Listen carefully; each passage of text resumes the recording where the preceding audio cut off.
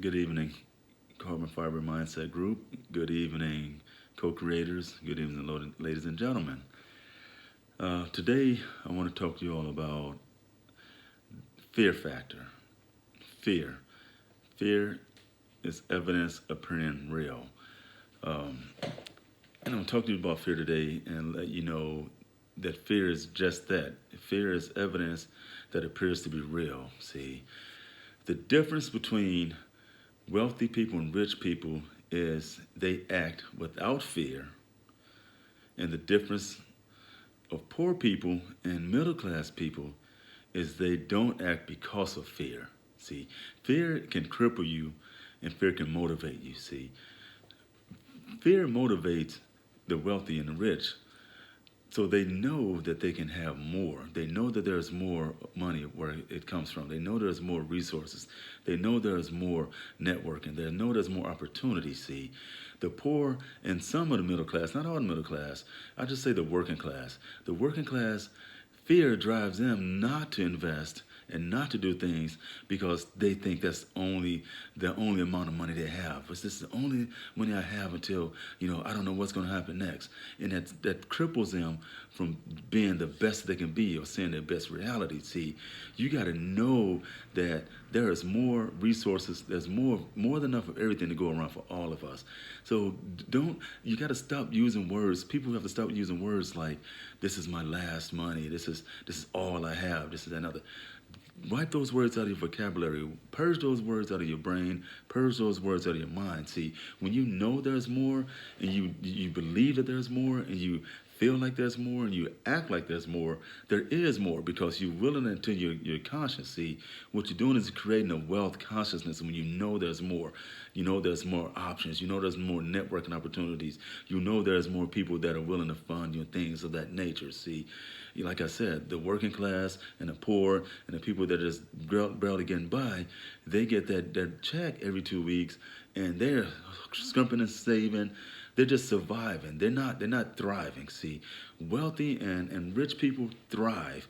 They learn how to leverage other people's money for one, and they learn how to make their money work for them. See, that's another thing. You have to have multiple avenues of income that are coming in. The stock market is one of them. Different investments are one of them. A product, a service. You just got to think and know that you can do better than what you are now.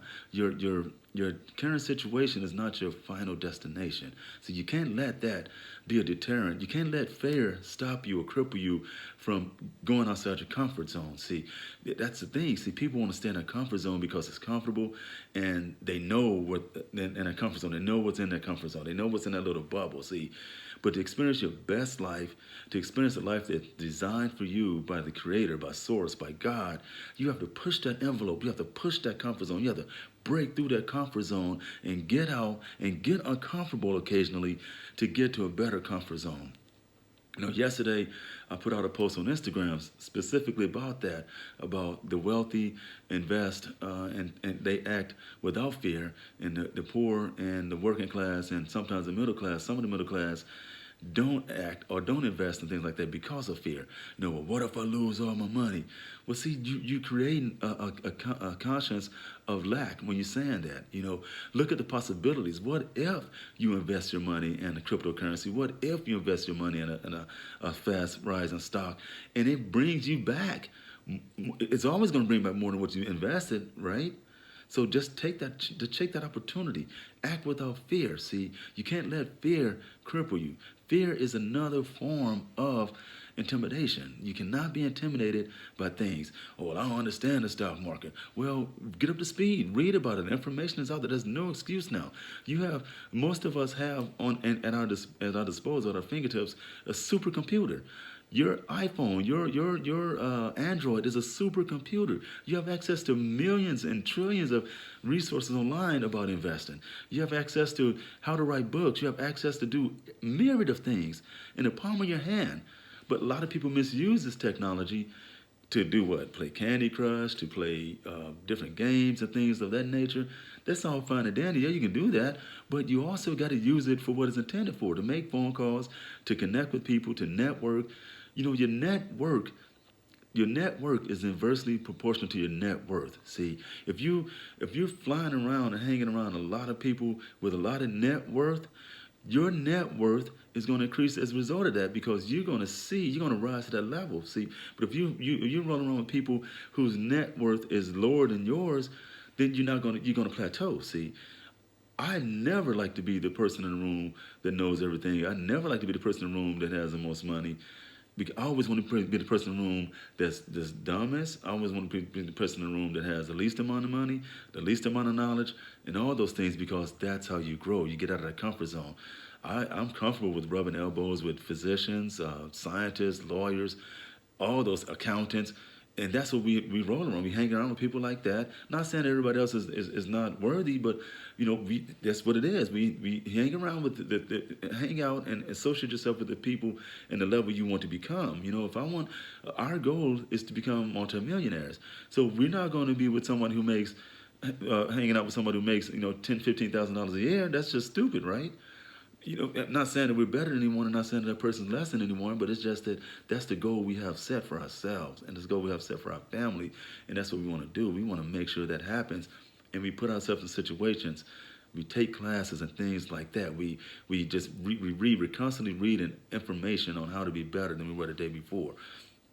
And there's no secret. The secret is you got to do more. The secret is you got to learn. The secret is you got to read. The secret is you got to make yourself available. The secret is you got to give. The secret is you got to give back. The secret is you got to receive. The secret is you have to listen. The secret is you have to learn to use every faculty you have, including the ones you don't know you have. You have to constantly develop yourself. We're all born with a certain degree of clairvoyance. We're all born with a certain degree of ESP, extrasensory perception.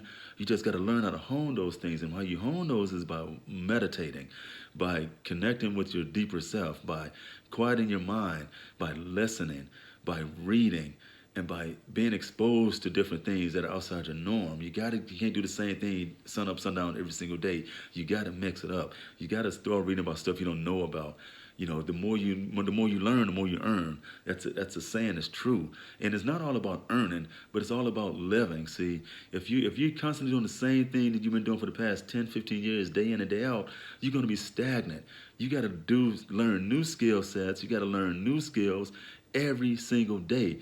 This new world we're living in, this electronic world we're living in, this electric world we're living in, you better keep up, because you're going to get left behind. Look at all the cars that are coming out now. Most of the cars are coming out electric. What's going to happen to those gas and diesel mechanics if they don't learn this new technology, how to work on this new technology, these electric cars? They're going to be working somewhere else. They're not going to be mechanics anymore, because eventually, over time, these gas and these diesel engines are going to phase out. There's already car dealerships, manufacturers saying they're not going to make any, Volvo for one is saying that they're not going to make any more gasoline or petroleum engines in 2020. That's it. They're going all electric, and soon everyone else is going to be following suit. You already got Tesla online doing it. You have a number of car companies that are going electric. Ford is going electric with some of their vehicles. It's just a matter of time. This stuff's being phased in slowly but surely. So don't get left behind, ladies and gentlemen. Get out of your comfort zone to get into a better comfort zone. It's almost like the analogy of being a butterfly or a caterpillar in a cocoon. That cocoon, once that metamorphosis is complete, that thing goes from a crawling little insect to a flying, beautiful butterfly. You can do the same thing, ladies and gentlemen. It's called a transformation. And I can help show you how to do that, because it's all about working with your subconscious mind. You have got to marry your subconscious mind with your conscious mind in order to live your best life possible. God, Source, the Creator, all want us to live a lavish life, because that's why He made us. We're made in His image. So don't get all caught up in the religion or the politics, everything. Just listen and learn. All right, ladies and gentlemen? That's all I have for you today, and it's a 9-minute video again here, but I hope it helps someone. And thank you to all the new subscribers to the channel. More great content like this is going to be coming out. I didn't say this at the top of the video, but the Mark Cosby. You guys know I am Mark Cosby. Obviously, that's what the Yahoo. The YouTube title is. So I don't have any fancy title for that. It's just me, Mark Cosby. Today was a very somber day in our household. We lost our great puppy, Tyson. He left us this morning, and we've been really in a state of shock for the most part for the day, but I still need to get this message out and get this information out to people because people need to hear it. And we've been crying all day. I'm a real man, and I'll admit I've been crying all day. My wife's been crying all day. My son has been crying all day because we really missed the puppy. Even our other puppy knows something is going on because she's acting really funny as well. But I just want to thank everyone for joining subscribe to the channel. Please like, share, subscribe, and tell your friends about me because I'm in the process of growing this channel, and my goal is to enlighten 1 million people to the law of attraction and the wonders of it and how it can work in your life and how it can benefit your life and benefit the lives of the people around you. And that the truth of the matter, the heart of the matter, that's what it's all about. Being able to help the people that you care about most, to help the people that are in your charge so they can have their best life, sort of smooth the way for them, lead the footprints for them to follow in so it won't be as difficult as it was for me. Because I have no one showing me how to do this. I'm learning on my own by following different gurus. Yes, even I have gurus and mentors I follow because I don't pretend to know everything, and I'm comfortable with not knowing everything because I love to learn, and that's how you become a better person. Learn to earn. The more you learn, the more you earn. And attention goes where energy flows. And what you focus on, what's the old saying? I lost it right now. Just forgive me. I'll give it to you on a later date. But just know that I'm talking to you with a heavy heart today. And, we're going to be okay. But we're just dealing with something right now with the puppy. And we're going to the veterinarian hospital to turn over the paperwork for them to do the urn and all that stuff. So they're going to cremate his little body, and we're going to have that to have as a keepsake and a memento and to memorialize him. He was a great puppy, and my wife had him ever since he was 8 weeks old. And I've been married to my wife now for 2 years, and I moved in 3 years ago, so I was in his life for 5 years. And he really brought us a lot of joy and a lot of happiness and things like that. And we're gonna miss him, but he's gonna, only, like I said, she had him for 8 weeks, and I had him for 5 years, and Maddox had him for as long as he's been alive. But he's gonna forever live in our hearts and our minds, and we're gonna have him around all the time now. So, thank you everybody for subscribing to the page and to the channel. I'm sorry, and more to come, more greatness, and I'll talk to y'all later. Have a great day.